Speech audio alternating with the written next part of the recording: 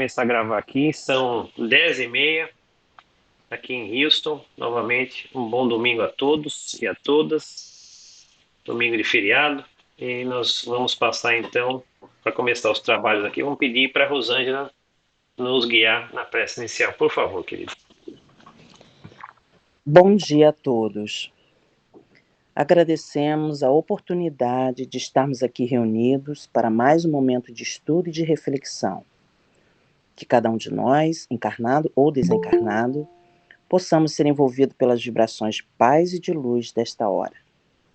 Que os bons amigos espirituais possam intuir o nosso irmão Gustavo na condução de nossos pensamentos, trazendo novas reflexões a respeito da nossa vida, de como conduzi-la e aproveitarmos ao máximo o tempo que nos foi concedido para evoluirmos. Que possamos ter uma manhã muito proveitosa e uma semana de muita paz. Que assim seja. Que assim seja. Amigo Gustavo, passamos para você então com a parábola dos talentos. Muito bem, bom dia a todos. Só vim depois da Rosângela e do Antônio com essas vozes radialistas, né? Já me coloca numa situação complicada aqui com a minha vozinha. Então, bom dia a todos. Hoje a gente vai falar da parábola dos talentos. A gente já fez esse estudo antes, né? Mas sempre quando a gente revisita, né, os estudos evangélicos, a gente sempre traz um colorido diferente, a gente tem um aprendizado diferente, então nunca é demais voltar à base, né? Voltar às origens e ter uma leitura espírita dessas passagens. Como já dizia lá João, né? A gente consegue trazer um entendimento mais contemporâneo, mas que o ensino já estava lá desde o começo. Então, para a gente entrar dentro do clima, eu sempre gosto de começar o estudo trazendo um poema do Parnaso, né? Então, eu escolhi esse aqui hoje, que fala Depois da Festa. Então, diz assim: não te entregues na terra à vil mentira, desfaze a teia da filácia humana, que a morte em breve humilha e desengana a demência da carne que delira. O gozo desfalece a própria gana, toda a vaidade ao bátaro se atira, sob ilusão mendaz, chameja a pira da verdade celeste soberana. Fim da festa, de baldo riso infandado, a alma transpõe o túmulo chorando, que folha solta frustração violenta. E quem da luz não fez templo e guarida, desce gemendo de alma consumida ao turbilhão da cinza e esquecimento. O poeta é o Álvaro Teixeira de Macedo, psicografia de Chico. E por que eu escolhi essa passagem? Ela fala esse poema nos fala do desencarne, né? De alguém que passou uma vida encarnada, né? Que nas tramas do dia a dia se envolveu com mentira, ter uma vida egoísta, e que depois da morte se encontra ali meio que humilhado, desenganado, quando o véu, né, tira esse véu do esquecimento e a gente está desnudado na espiritualidade, a gente vê que perdeu uma oportunidade. E essa passagem evangélica, ela fala muito disso, da oportunidade que a gente tem, né, de angariar valores, talentos, né, através do processo de reencarnação. Então a gente vai dar esse viés hoje, essa leitura hoje, a passagem evangélica. E aqui, fazendo um disclosure, aqui um disclaimer, né, a gente não vai esgotar, né, a passagem, esse é um ângulo de abordagem, né, é uma possível leitura da passagem, mas de alguma forma ela não limita a questão. Então venha comigo nessa passagem. Eu vou tomar a liberdade de fazer uma leitura aqui. Eu estou com o Novo Testamento, tradução do Haroldo, e eu vou ler aqui a passagem para a gente começar as discussões. Mas antes até de eu começar, deixa eu dar um passinho para trás, que é importante a gente entender o contexto pelo qual o mestre contou essa passagem. Ele já estava ali no final, né, da sua missão encarnada, junto de nós, lá junto dos discípulos. Ele já tinha ido a Jerusalém, né, em observância à Páscoa judaica, né, que era a tradição ir a Jerusalém durante a Páscoa. Então ele está ali no final dos seus dias, ele entra na cidade e ele está confabulando ali com os discípulos. E todos os discípulos naquela época, eles tinham um entendimento que o reino de Deus ele havia de ser implementado na terra de forma imediata, né? Segundo as tradições judaicas, era que Jesus era o Messias prometido, era o rei dos judeus, e que Jesus ia de alguma forma ali humana tomar o poder e restabelecer um reinado de Deus ali para os judeus, né? Era mais ou menos esse o estado mental. E aí havia Jesus subido com eles ao Monte das Oliveiras, e Jesus conta uma série de parábolas. E a gente vai entender que já está preparando ali, não só os discípulos, mas nós, a humanidade, para os tempos que viriam. Então, esse é o contexto ali. Jesus em Jerusalém, há 2 ou 3 dias antes de ser crucificado, ele reunido com os discípulos no Monte das Oliveiras, e ele vai contar essa parábola, que eu vou ler primeiro a parábola em si, depois a gente vai destrinchar a parábola de acordo com a luz espírita. Então venham comigo, está em Mateus 25, Haroldo dá o título Parábola dos Talentos, e ela começa assim: Pois será como um homem que, ausentando-se do seu país, chamou seus próprios servos e entregou-lhes seus bens. A um deu 5 talentos, a outro 2, e a outro 1, a cada um segundo sua própria capacidade, e ausentou-se imediatamente. Tendo partido, o que recebera 5 talentos, trabalhou com eles e ganhou outros 5. Do mesmo modo, o que recebera 2, ganhou outros 2. Porém, o que recebera 1, saiu, cavou na terra e escondeu a prata do seu senhor. Muito tempo depois, vem o senhor daqueles servos e ajusta a conta com eles. Aproximando-se o que recebera 5 talentos, trouxe-lhe outros 5, dizendo: Senhor, 5 talentos me entregastes. Vê, ganhei outros 5. Disse-lhe o Senhor: servo bom e fiel. Foste fiel sobre pouco, e sobre muito te constituirei. Entra na alegria do teu Senhor. Aproximando-se também o que recebera 2 talentos, disse: 2 talentos me entregaste. Vê, ganhei outros 2. Disse-lhe o Senhor: excelente, servo bom e fiel. Foste fiel sobre pouco, sobre muito te constituirei. Entra na alegria do teu Senhor.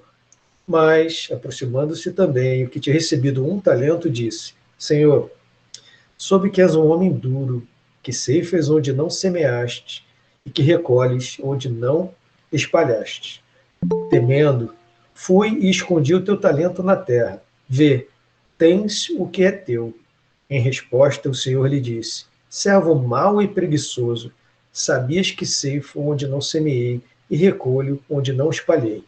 Portanto, deverias ter entregado as minhas pratas aos banqueiros, e quando vieste, receberia o que é meu com juros. Tirai, portanto, dele o talento, e dai ao que tem 10 talentos. Pois a todo aquele que tem, será dado, e terá em abundância. Mas aquele que não tem, até o que tem lhe será tirado. Lançai, servo inútil, na treva exterior. Ali haverá pranto e ranger de dentes. Essa é a passagem que, a princípio, numa leitura, né, nos apresenta, de certa forma, até dura, né? Nos apresenta um senhor ali severo. Então, em resumo, o que acontece na história, né? Ele tem um senhor de terras e ele vai se ausentar por um período de tempo. E ele chama 3 servos e distribui as suas riquezas de acordo com as capacidades. É importante a gente perceber essa nuance da passagem. Então, de acordo com as capacidades de cada um. Então, para um servo, ele deu 5 talentos, para outro 2 e para outro 1. Ele se ausenta durante um tempo e depois de algum certo tempo, né, a passagem diz um certo tempo, dá uma anotação assim de duração, e depois ele volta para prestar contas, né, e aí vai interpelar cada um desses servos e ver qual foi o fruto, né, daquele trabalho. O que recebeu 5, o que aconteceu, 2, etc.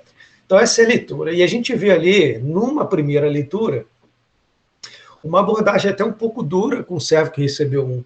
Né? Então a gente vai entender isso, o que isso significa, tentar trazer um colorido, tentar trazer uma discussão, né, para a gente ir digerindo essa passagem, né, palavras lá do mestre capturadas por Mateus. Então, o primeiro ponto, né, a gente focar nessa questão dos talentos. Né? Os talentos aqui, o que representaria os talentos? Os talentos simbolizam os infinitos recursos divinos que são disponibilizados pelo Criador Supremo em prol do nosso progresso espiritual. Então, a gente tem diversas formas de entender esse talento. O primeiro corte seria os talentos materiais, ali, os bens, né? Como na passagem ali, na primeira leitura de análise, é a prata que cada um recebeu. Então, a gente pode expandir essa discussão dos bens materiais como riqueza, boas condições de vida, um bom status social, uma boa saúde. Esses são talentos, né, que a providência divina nos atribuiu para que possamos, né, conduzir a nossa vida enquanto encarnados. Outro corte são os talentos intelectuais, são os dons. Uma mente iluminada, uma inteligência, uma boa memória, as diversas habilidades no campo das artes, dos serviços afins, o dom da oratória. Tem gente que é bom em matemática, tem gente que é bom em história, tem gente que é bom com línguas. Então, todos nós trazemos ali dons, talentos intelectuais, né, que não nos são outorgados, né, por Deus ou pela providência divina. E tem um terceiro nível que a gente pode discutir, que são os talentos espirituais. Nesse sentido, né, a questão da mediunidade, da sensibilidade, do animismo, né, que todo mundo tem em algum grau, e isso varia de acordo com a capacidade ou a missão de cada um. Então, vamos começar a destrinchar a passagem de um ponto de vista da doutrina espírita. Vamos trazer algumas obras subsidiárias e a própria codificação para nos ajudar a entender um pouquinho esse contexto. Então, a primeira reflexão que eu trago vem do livro Palavras de Vida Eterna, Psicografia de Chico e Emmanuel. Ele diz assim: se te afeiçoas assim aos ideais de aprimoramento e progresso, não te afastes do trabalho que renova, do estudo que aperfeiçoa, do perdão que ilumina, do sacrifício que é nobre e da bondade que santifica. Lembra-te de que o Senhor nos concede tudo aquilo que necessitamos para comungar-lhe a glória divina. Entretanto, não te esqueças que as dádivas do Criador se fixam nos seres da criação conforme a capacidade de cada um.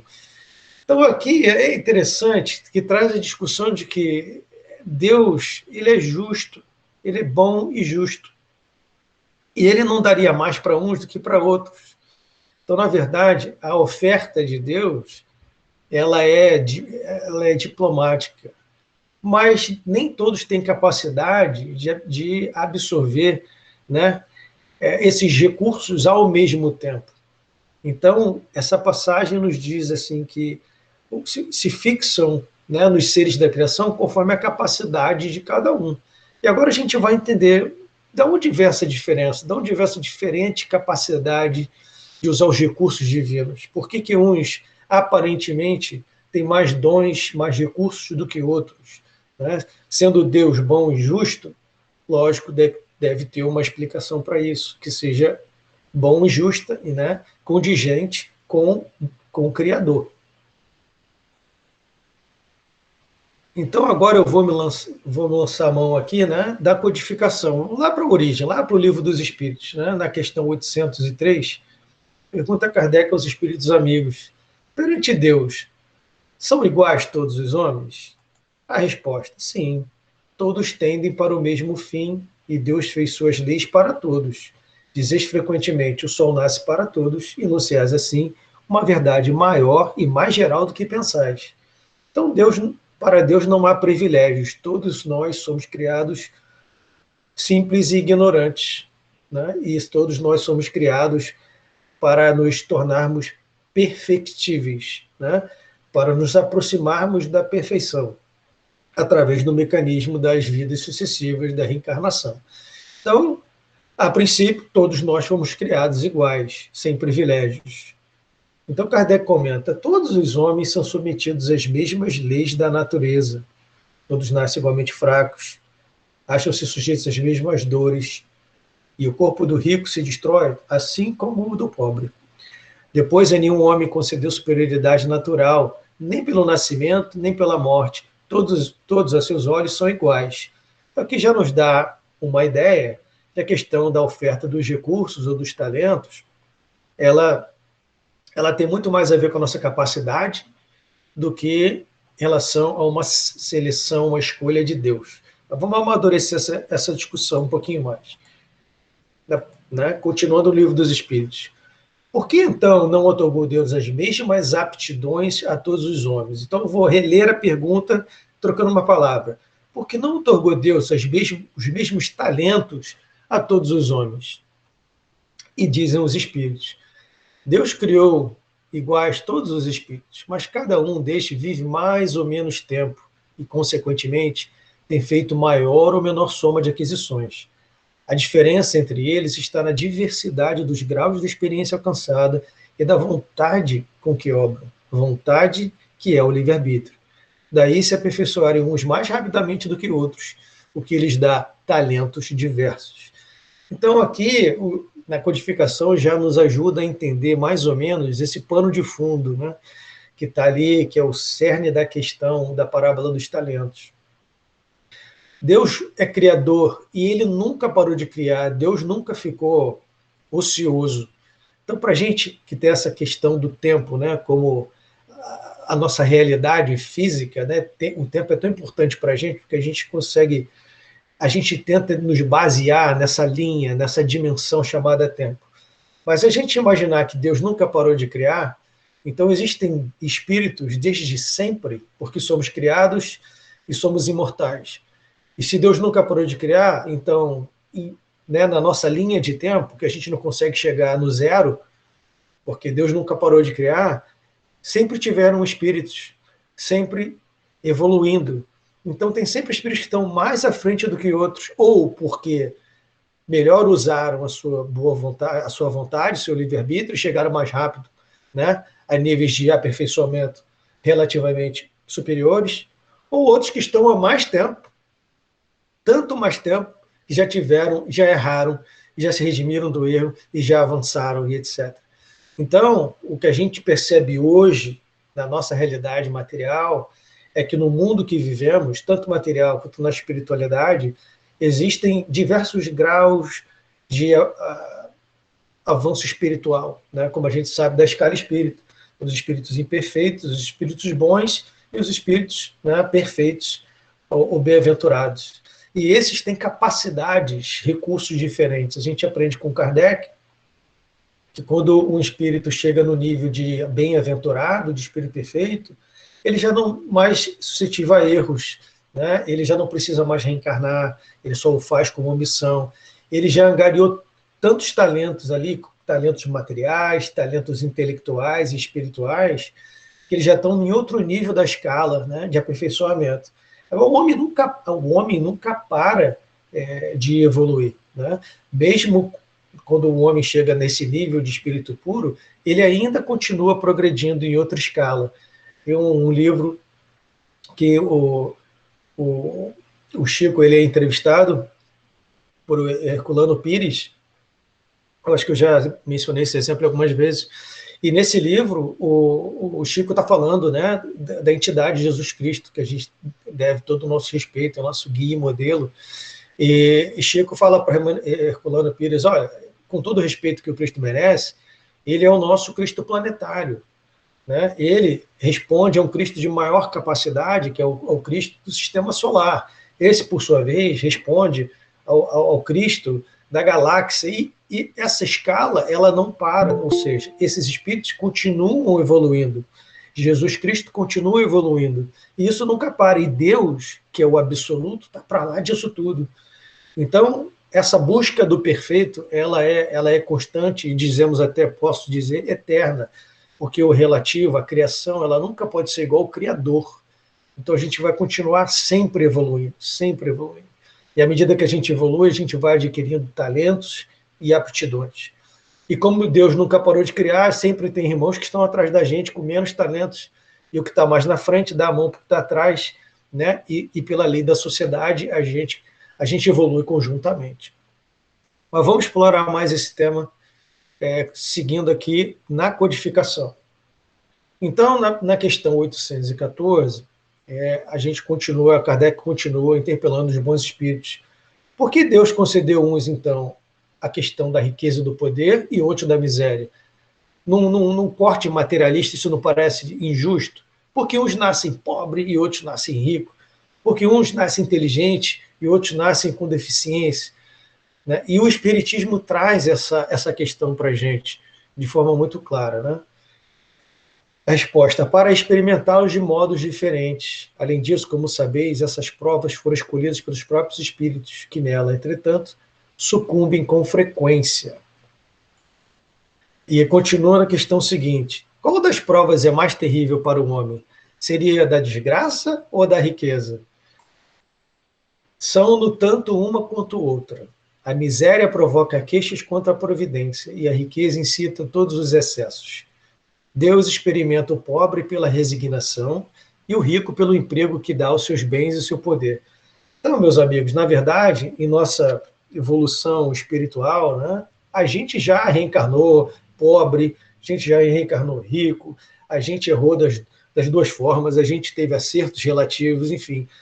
Através dessas experiências é que a gente vai angariando diferentes talentos. Então, quando a gente nasce pobre, a tarefa ali, na verdade, é de resiliência, resignação, né? E quando eu acho que a prova da riqueza, ela é de alguma forma assustadora, pelo menos na minha visão, né? Porque você tem os recursos, você tem ali a capacidade de influenciar a sociedade, né? E muitas vezes a gente fica preso naqueles dois aspectos, né, que ainda nos seguram ali, que é o egoísmo, né, e o orgulho. E essas duas características, que são inimigo da caridade, podem nos atrapalhar bastante. Então, quando a gente, né, olha para o lado e a gente admira pessoas bem-sucedidas, políticos, ou gente de recurso, a gente pode tentar simpatizar com esse lado também da questão, né? O que será que eles estão fazendo com os recursos que foram recebidos, né? Muitos fazem filantropia, ajudam o próximo, outros nem tanto, enfim, cada um tem a sua história e a gente vai passar por esses diversos processos. Um exemplo, né, entre duas vidas relativamente curtas que a gente tem na literatura espírita, né, na obra de Emmanuel, é quando a gente tem há 2000 anos, que ele reencarna como um senador rico, poderoso, chamado Públio Lentulus, passa lá, né, relativamente uma história de provas, etc., desencarna, e 50 anos depois ele reencarna como um escravo, né, um escravo grego chamado Gregório. É Gregório? E agora me escapou. Se alguém lembrar o nome, Nestório. Perdão. Nestório. Então, é o mesmo espírito, em duas vidas sequenciais, ele é experimentado das duas maneiras, como rico e poderoso, e depois, né, para aprender ali a lição da resiliência como um escravo. Então, isso nos mostra que essas experiências ajudaram esse espírito, né, que hoje a gente admira, chamado Emmanuel, mas que já foi um senador orgulhoso, já foi um escravo, e através dessas experiências ele foi adquirindo talentos. Vamos seguir aqui na conclusão. Utilizando agora os talentos pelos servidores, né? Na obra Parábolas Evangélicas, de Rodolfo Caligares, ele traz uma leitura espírita das palavras. Não só ele, como o Carbachuta também tem outro livro que é semelhante. O do Carbachuta, que eu tenho aqui, chama Parábolas e Ensinos de Jesus. Os dois são muito, muito interessantes, fica aqui a recomendação. Então, na leitura, né, começando já a dar uma leitura espírita para a passagem, o Rodolfo Caligares traz a seguinte mensagem: olha, aqueles que representam na parábola o trabalhador que recebeu 5 talentos são espíritos que já mais experimentados, mais vividos, que reencarnaram para missões de repercussão social. Os que receberam 2 talentos são destinados às tarefas mais restritas de âmbito familiar. Lembra que ele dá os talentos conforme a capacidade de cada um? E a gente viu no livro dos Espíritos que Deus nunca parou de criar, os espíritos evoluem, mas em tempos diferentes, com experiências diferentes, logo adquirem capacidades diferentes. Então, e o que recebeu um? Esse não tem outra responsabilidade senão a de promoverem o próprio progresso espiritual, mediante a aquisição de virtudes que ainda lhe faltam. Então, a espiritualidade ela é muito benevolente com a gente. A gente sabe que a gente não recebe um fardo mais pesado que ele pode carregar. E a gente é tão frágil hoje, né? Que às vezes basta a gente estar no trânsito e alguém fazer uma manobra ali, muitas vezes não intencional, e a gente já tem um sentimento ali de, vamos dizer, não tão espiritualizado, né? Então, a gente é muito frágil, a gente então é muito protegido. A espiritualidade, a natureza não dá saltos. Ninguém hoje aqui encarnado tem uma missão mais complicada do que pode entregar. Obviamente, a gente assume compromissos. Muito de nós influenciou no programa de reencarnação, né? Aqueles que já tinham conhecimento e capacidade e opinaram. A gente sabe que, às vezes, existem reencarnações que são compulsórias, onde o espírito, infelizmente, não tem ali a capacidade de influenciar. Porque não tem, né, justamente a palavra, a capacidade de influenciar. Então, ele vai encarnar com o mínimo para progredir, né? E através da experiência humana, ele vai progredindo. Então, é como se a gente estivesse num banco de investimentos. A gente vai encarnar com aqueles recursos, e a nossa missão é fazer aqueles recursos darem frutos. Os que recebem mais recursos, porque têm capacidade de fazer mais, olha, também tem mais responsabilidade. Não é que seja fácil, né? Quanto maior ali a gente vai ver isso, como já dizia Lucas, mais será cobrado a quem mais foi dado. Então, tem a sua responsabilidade, obviamente. Mas o que a passagem simboliza são esses espíritos com maior capacidade de trabalho, que reencarnam. Se imagina, eu vou fazer algumas analogias, se imagina a responsabilidade de um espírito, né, que encarna e envereda pelo lado da política, seja ali um governador, um prefeito, um presidente de país. Olha a responsabilidade de um espírito desse. Que uma decisão ali está sendo testado pelo ego, pelo orgulho, tem poder, né? E eles têm poder tanto para o bem quanto para não fazer o bem, que é o mal. Não fazer o bem também é o mal, né? Então, muita responsabilidade. Mas se eles receberam essa missão, é porque eles tinham capacidade. E é o que falta é a vontade, né? É o trabalho, é o uso do livre-arbítrio. Os que têm 2 talentos, a mesma coisa. São esses espíritos destinados a missões menores, de âmbito familiar, mas ainda assim que têm repercussão.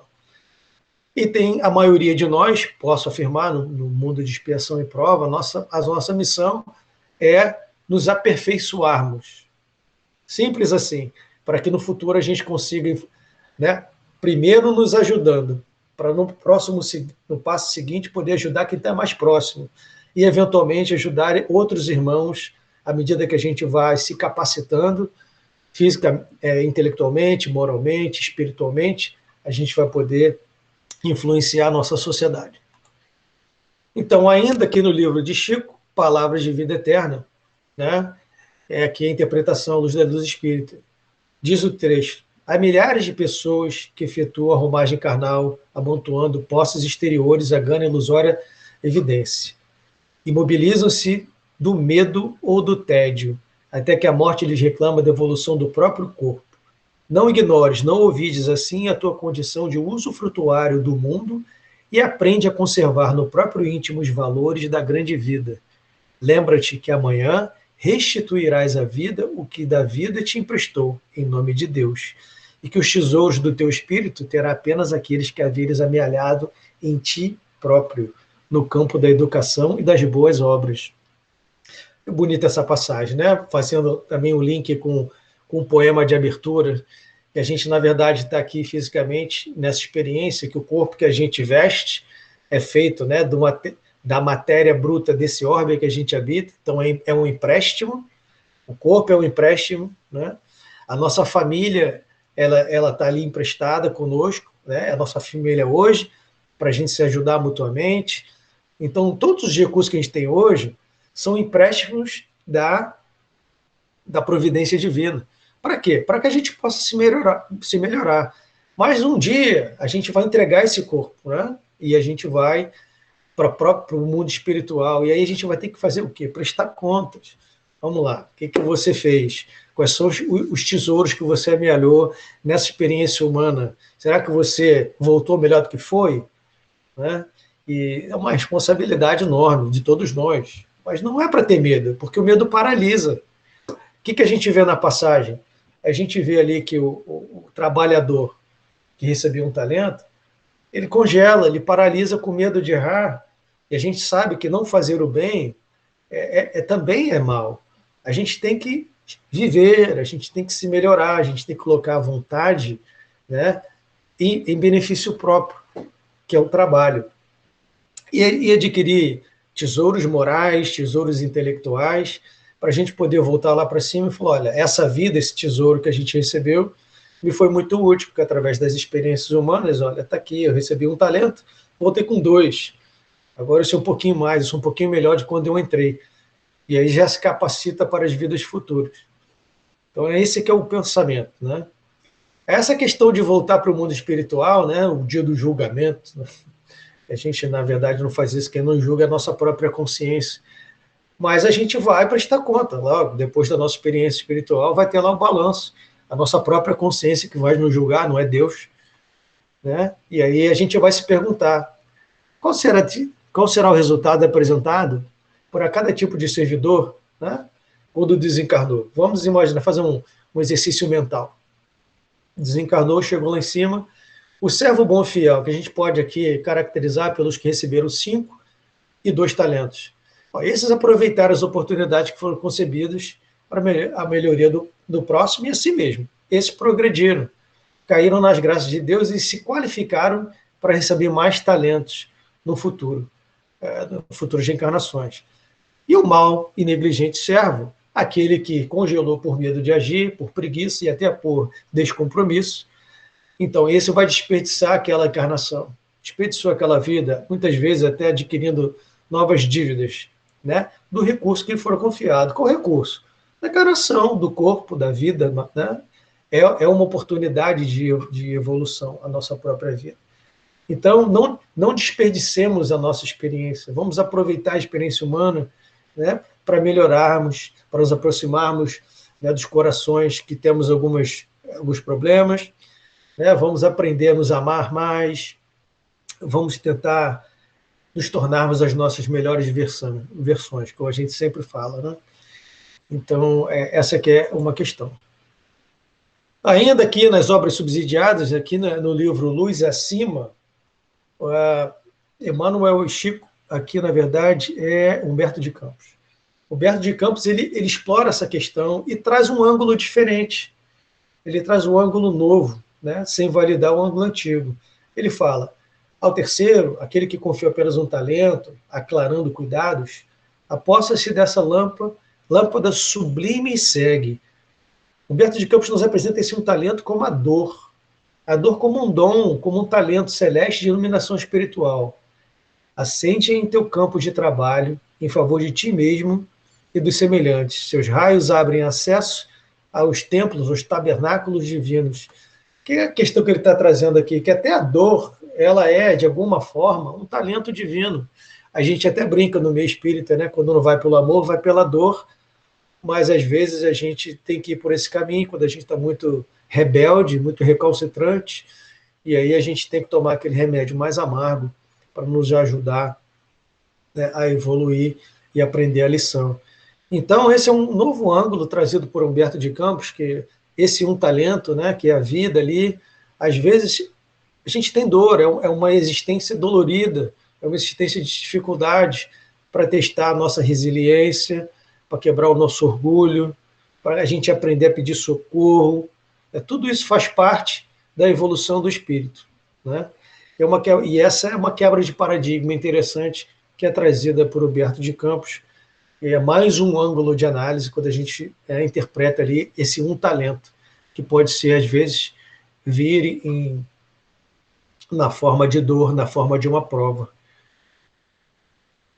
Então, no livro Fonte Nova, né, agora Emmanuel nos traz a seguinte reflexão. O servo negligente atribui o medo à causa do insucesso em que se infelicita, contar apenas com o talento e temer ao lutar para valorizá-lo. Há muitas pessoas que se acusam pobres de recursos para transitar no mundo como desejariam, e recolhe-se à ociosidade, alegando medo de ação. Se recebeste post, mais rude tarefa no mundo, não te atemorizes à frente dos outros e faze dela o teu caminho de progresso e renovação.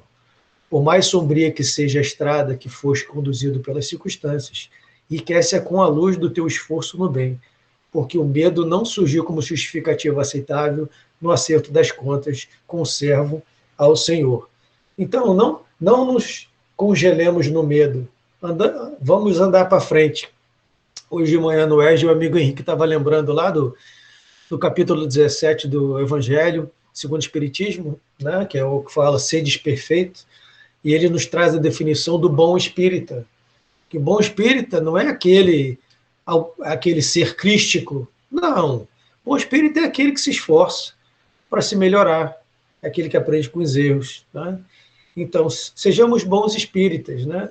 Vamos tentar ser as nossas melhores versões, sem medo. Vamos viver, vamos ser homens da nossa época, com respeito.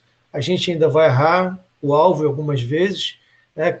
Que é a definição de pecado que o doutor trouxe para a gente, né? Que é pecado errar o alvo. A gente ainda vai pecar muito, a gente ainda vai errar muito o alvo. Isso faz parte do processo de crescimento. Né? O que a gente tem que fazer é acertar, é aprender com os nossos próprios erros, é ser humilde, saber pedir desculpas, nos perdoarmos quando errarmos. A gente imagina, né? A gente hoje tem um São Paulo, um Paulo de Tarso, mas imagina se esse espírito, enquanto era Saulo e mandou perseguir cristão, mandou apedrejar Estevão, morte por lapidação. Imagina se ele ficasse ali recalcitrante no remorso e congelasse com medo. Ele não se tornaria, né, esse beacon, né, essa referência ao cristianismo. Né?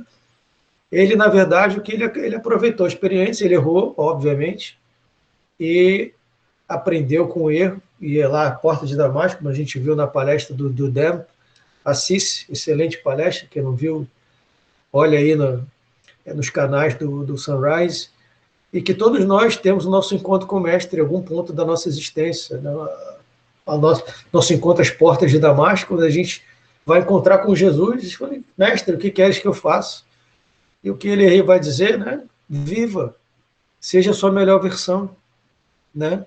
Jesus é o caminho, a verdade e a vida. Siga o Evangelho, siga as leis de Deus.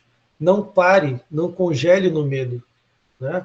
A natureza não dá saltos, mas a gente tem a responsabilidade de empenhar esse um talento, né? E investir esse um talento em nós mesmos, para que possamos, na próxima reencarnação, ter capacidade de receber 2 talentos e, numa eventual, 5 talentos. Né? E, eventualmente, fazermos parte desse grupo de espíritos bons que vão continuar ajudando os que estão para trás. A gente está se aproximando aqui no final da parábola, e para trazer outras reflexões ainda dentro do tema. Então, diz ali ainda no livro de Rodolfo Caligares, todo aquele que diligencia por corresponder à confiança do Senhor, receberá auxílio e proteção para que possa aumentar as virtudes que possui. Então, todos aqueles que vivem uma vida de observância, do conhece-te a ti mesmo, de fazer uma reflexão sobre os atos, as nossas ações, e tenta corrigir os próprios erros, né? Tenta vencer o mal dentro de nós, a gente vai receber a ajuda da espiritualidade. Essa ajuda vem através do nosso anjo guardião, do nosso anjo da guarda, da nossa família, de uma inspiração através de um amigo. A espiritualidade ela vai sempre nos ajudar se estivermos sintonizados, né? Vibrando na faixa correta. Se tivermos a mente e o coração aberto para ajuda, se a gente realmente tiver como bom espírita, nos empenhando, colocando a vontade a trabalho para nos tornarmos melhores. Fazemos exames de consciência, sabermos admitir quando a gente comete erros. Então, é dessa maneira que a espiritualidade vai nos ajudar, né, a aumentar o nosso cabedal de talentos através das inspirações. A gente sabe que muitas das provas podem ser mitigadas, e o são, outras não podem, porque fazem parte do nosso processo evolutivo, mas aí a ajuda vem em forma de coragem, de resiliência. Nada, absolutamente nada do que a gente está vivendo vai além da nossa capacidade de absorção.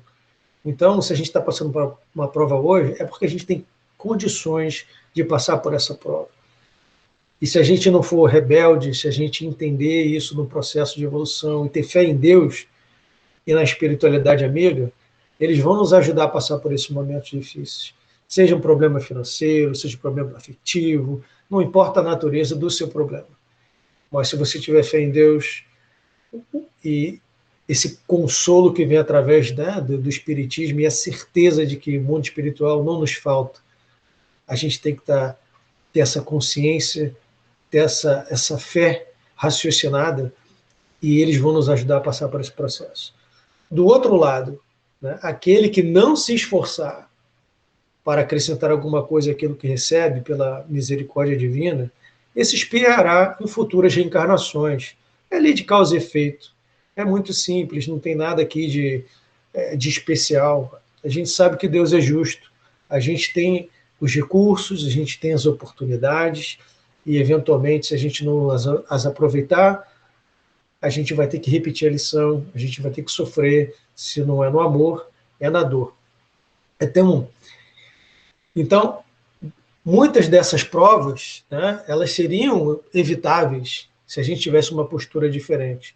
Mas, muitas vezes, essa dor ela é necessária aí, né, para vencer ali a nossa preguiça, a nossa má vontade, né, para que a gente possa evoluir.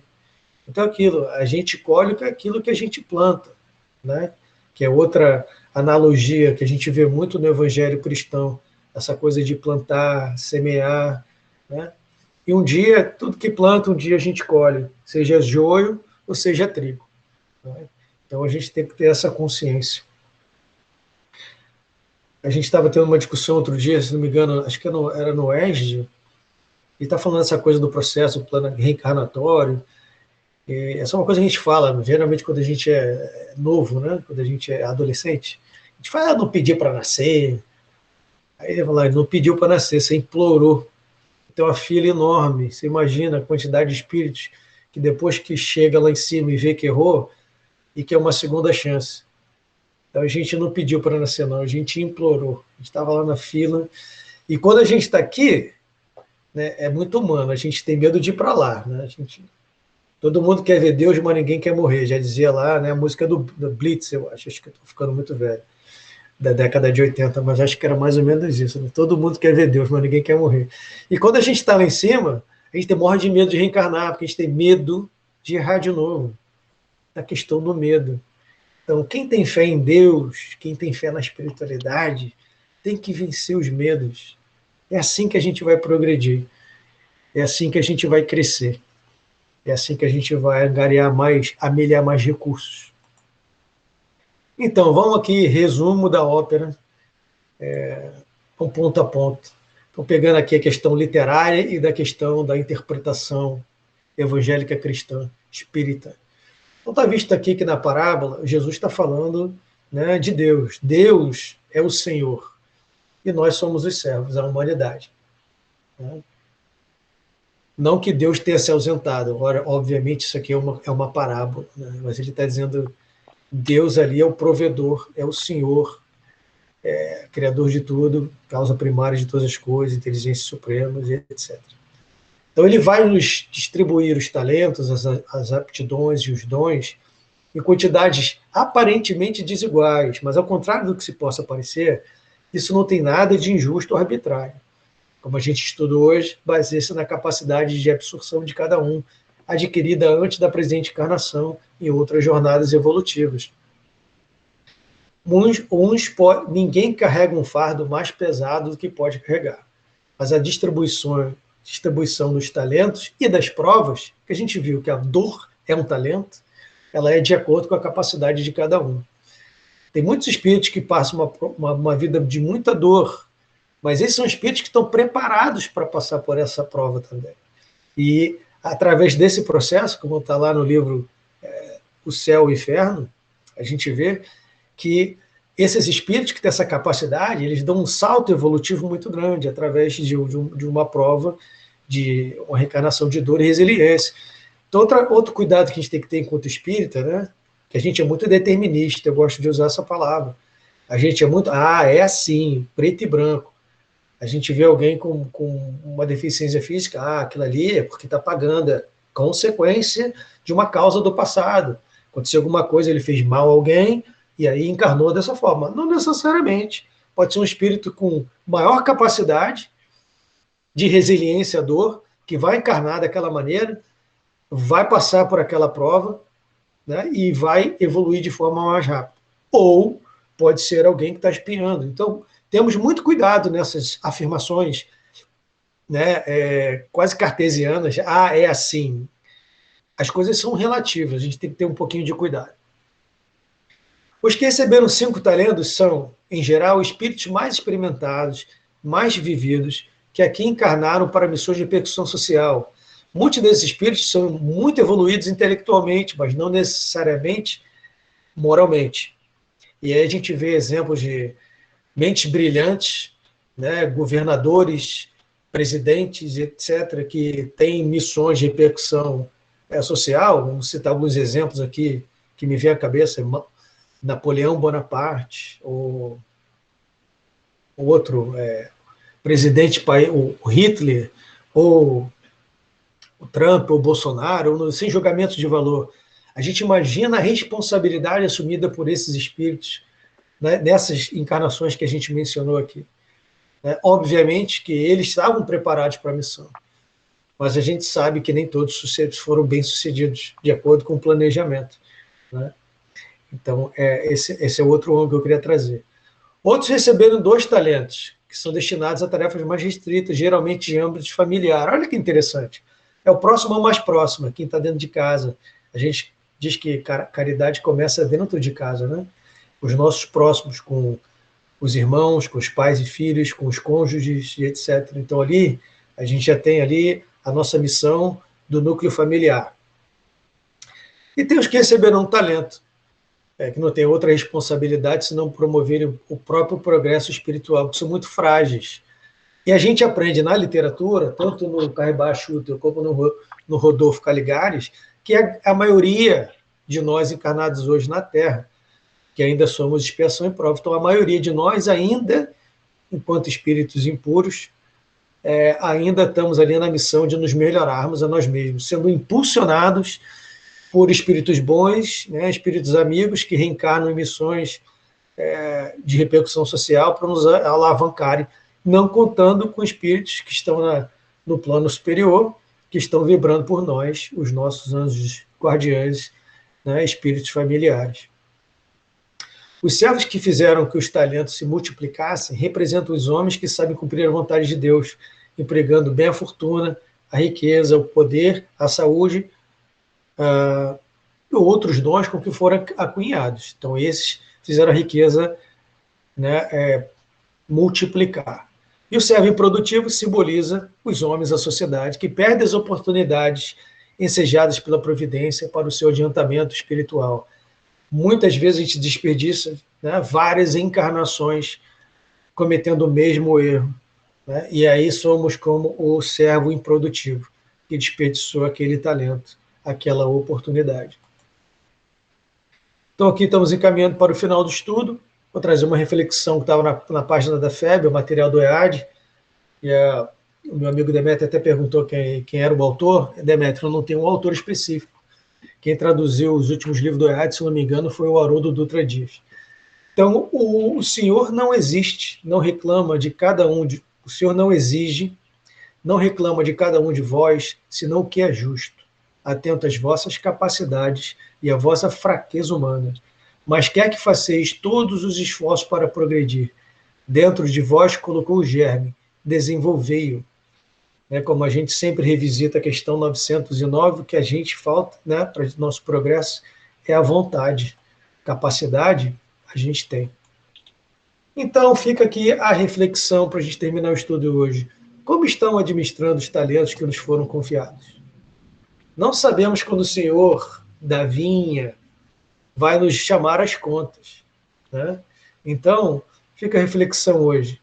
Como estamos administrando esses talentos, esses dons que foram criados?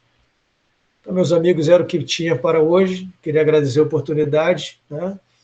E é isso. Se tivermos perguntas, discussões no chat, ainda temos alguns minutinhos, estamos à vontade. Obrigado, Guga. Alguma pergunta, pessoal? Temos aí 5 minutinhos aí para perguntas. Eu vou até molhar o meu bico aqui do que eu falei demais, viu? Molha o bico aí. Belo bico aí, Guga. Belas reflexões. Se ninguém tiver, vou fazer uma pergunta final aqui, Guga, sem Opa, querer te vamos lá. estender. Mas eu acho que você falou muito bem de um equilíbrio que é um desafio para nós, né? E me corrija, por favor, se eu não entendi bem, né? Mas o equilíbrio entre a gente ter compaixão de nós mesmos, né? A gente se perdoar, se entender, saber que, como você falou, estamos evoluindo, né? Vamos cair, vamos levantar, mas não usar isso como uma desculpa para não utilizarmos os talentos que nos foram dados, né? E esse é um equilíbrio difícil. Você quer falar alguma coisinha sobre isso mais? Não, muito bem colocado, Edu. É mais ou menos isso, né? Se a gente perceber, já dizia o Espírito da Verdade, né? Indulgência e benevolência para com o nosso semelhante. Mas eu posso até trazer essa discussão: indulgência e benevolência para conosco mesmo. A gente tem que se perceber como espíritos em progresso. A gente não pode se exigir nos tornarmos um Cristo amanhã. Então a gente tem que ter essa consciência de que a gente ainda está progredindo. E isso traz até certo conforto, porque a natureza não dá saltos, né? Então a gente tem que ter paciência conosco, mas nunca deixar de evoluir. Como lá diz, é o bom espírita. Lembra, a mais será cobrado de quem mais foi dado. Já não podemos mais aqui, meu amigo, usar as cartas da ignorância. Somos beneficiados por ter a informação, temos, né, a felicidade de ter contato com a doutrina espírita, que é a chave do evangelho. Então, a informação nos foi dada. O que estamos fazendo com essa informação? Será que a gente está usando essas ferramentas para nos ajudar a sermos as melhores versões? Temos que andar para frente, mas sem se cobrar. É como você disse uma vez nas nossas reuniões do board, antigamente. O trabalho ele é urgente, mas ele não é atropelado. Então, temos que evoluir sempre, mas sem dar saltos. Não nos exijamos nos tornarmos um Chico Xavier, porque ainda não temos 5 talentos, temos um. Então, fiquemos muito felizes, né, de poder voltar, né, para a espiritualidade e falar, puxa, fazer um exame de consciência e dizer, caramba, eu tive oportunidade, né, de conhecer a doutrina espírita, de trabalhar numa casa espírita, e usei essas ferramentas para me melhorar e talvez trazer algum consolo para quem estava do meu lado. Isso já é, se a gente conseguir isso, já será bastante. Obrigado, Guga. E só para dar o crédito, que essa frase eu roubei do Dr. Bezerra de Menezes. Então, Opa, olha só. para ficar bem claro que eu não estou tão avançado assim. Muito obrigado, então, amigo Guga. A gente vai aproveitar e passar então para as nossas irradiações e a prece final com a Tati. Tudo bem, Tati? Tudo bem, vamos lá? Estão me Vamos. ouvindo bem? Então, sim. Então, com esse clima de amor, de mudança, de querer buscar mudança, nesse estudo tão maravilhoso que nos faz refletir a nossa reforma íntima, a nossa melhora, a busca da melhora. Nós vamos agradecendo a Deus, nosso Pai, nosso Criador, por tudo em nossa vida e rogando a Ele a força necessária para que possamos lidar com os nossos desafios de todos os dias.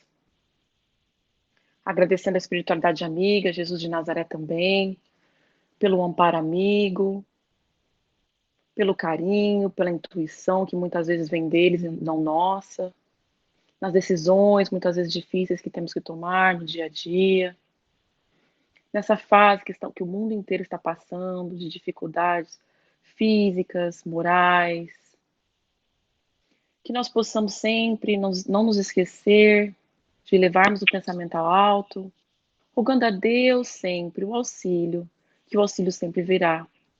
Assim como na palestra, um amigo que nos deu um conselho, uma intuição. Mestre amigo, é com muito carinho que rogamos em favor do nosso planeta, que ainda passa por muitas dificuldades, que todos nós possamos todos os dias vibrar por nós mesmos, nossos familiares, mas pelo nosso próximo também. Que possamos não nos esquecer do seu exemplo aqui no nosso planeta. Que possamos refletir todos os dias e tentar seguir os seus passos. Rogamos também em favor dos países, dos Estados Unidos da América, o Brasil, todos os países do planeta, que passam por dificuldades, que os seus líderes possam refletir, tomar as melhores decisões todos os dias. E assim, vamos agradecendo por esse domingo ensolarado de céu azul aqui no Houston, Texas. Que essa energia, essa luz, essa fé que nos inunda, essa energia maravilhosa que nos inunda com essa palestra, com o estudo, possa nos fortalecer para o resto da semana. E que todos nós possamos ter um bom dia de domingo com os nossos familiares. E fique conosco, mestre, hoje e sempre. E assim vamos encerrando o trabalho de hoje. E que assim seja, Senhor. Que assim seja. Muito obrigado. Tati, vou pedir então para a Claudinha fazer os avisos finais. Estão me ouvindo, Edu? Sim, perfeito, Claudinha. Ok. Obrigada, Gustavo. Obrigado, Tati. Obrigada, Edu. Então, aqui vamos para os nossos avisos finais, que são importantes hoje. Eu peço a atenção de todos. Só mais 2 minutinhos. Hoje, começamos, então, com o nosso horário das férias de verão. Hoje foi o último dia da evangelização infantil, das crianças e dos teenagers, e também do ESG, né, do Estudo Sistemático da Doutrina Espírita. Retornaremos com esses estudos a partir do dia 15 de agosto. Então, agora nós entramos nos horários de férias. E aos domingos nós teremos apenas os estudos públicos aqui dos adultos nessa sala que nós estamos no momento, que é de 10h30 às 11h30. Porém, continuaremos com as nossas atividades durante a semana. Às terças-feiras, o estudo do Livro dos Espíritos, de 7 às 8, horário de Houston. Quarta-feira, reflexões sobre o Evangelho, também de 7 às 8. E continuaremos com o nosso atendimento por agendamento, que seria o atendimento fraterno e o auxílio para o Evangelho no lar. Eu vou sair aqui um pouquinho da apresentação e mostrar para vocês também que toda essa informação está no nosso website, no calendário. Aqui vocês podem ver, nós estaremos fechados semana que vem, dia 5 e dia 6, que seria para o 15º simpósio da Federação Espírita Americana. E aqui vocês podem ver, aos domingos só temos o estudo público, não temos mais evangelização. Em julho, estaremos fechados do dia 4 de julho ao dia 10 de julho. Essa seria o nosso summer break, não teremos nenhuma atividade durante essa semana. E, como foi falado, retornaremos dia 15 de agosto com o ESG, com o estudo público e com a evangelização infantil, ok? Então, semana que vem, nós não estaremos aqui, pois pedimos a todos que assistam virtualmente ao 15º simpósio que está sendo pela Federação Espírita Americana. É sábado e domingo, e você pode assistir live na página do Facebook e na página deles do YouTube. E, por último, lembrando que no dia 10 e 11 de julho, a Federação também está promovendo um evento para todos os centros dos Estados Unidos que terá também participação online, e nós continuaremos falando sobre esse evento, mas quem quiser já dar uma olhada, o website é familyspiritistretreat.com. www.messageboard.org. E todas essas informações também estarão dentro do nosso website, dentro do Message Board. Muito bom, boa semana para todos e um bom feriado de Memorial Day. Obrigado, Claudinha. Valeu e bom feriado para todo mundo. Muito obrigado mais uma vez. Boa semana. Tchau, tchau.